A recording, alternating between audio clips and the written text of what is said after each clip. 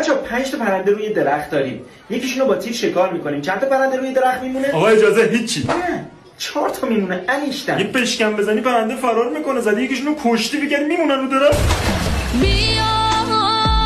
5000 تومان داری، 5000 تومان دیگه از مامانت میگیری. چقدر داری؟ 5000 تومان. میبینی هیچی ریاضی نمیدونی. شما هم هیچی راجع به مادر من نمیدونی.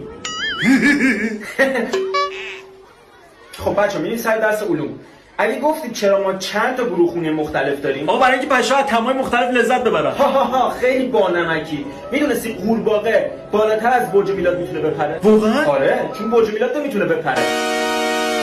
آقا معلم خیلی خوب زایت کرد. آفرین آقا معلم. پرام علی، چابلوس علی، تمامش کنیم مسخره بازی. خب کی میاد این سوال حل کنه؟ پرام زیر بغلت کثیفه؟ کو پرهام بیا حلش کن. آقا ما نمیایم. نمیای؟ آقا ما بلد نیستیم. برو